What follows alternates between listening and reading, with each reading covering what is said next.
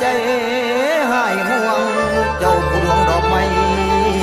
สีเมื่อบานน้องหิบมา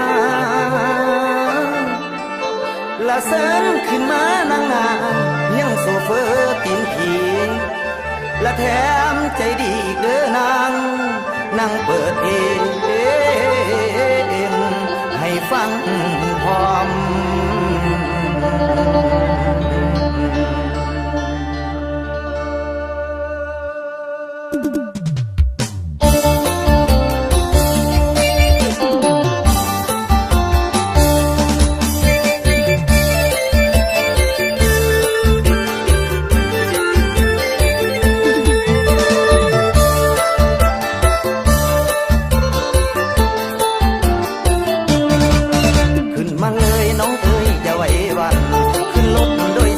ละบอกต้องย่างคนดี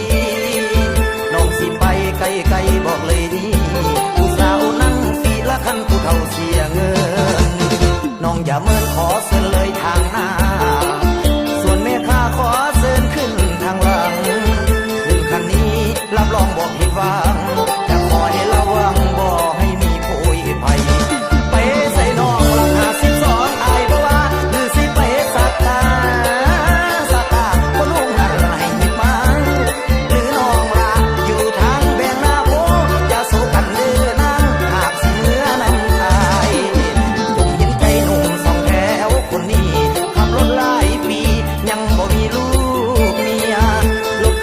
เขามีผู้พ่อเคียกายหรืออยากได้เมียละมาเป็นผู้เก็บเงิน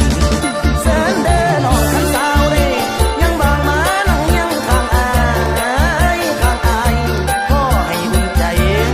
มานั่งไก่ยังโซเฟอร์ใจดีบริการฟรีหากบ่นี้น้องแฟนสอน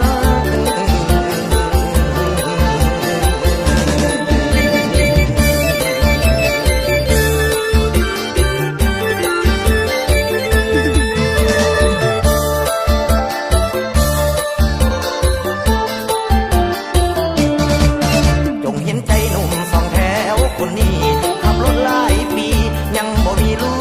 กเมียรถคันอื่นละเขามีผู้พ่อเคียกาย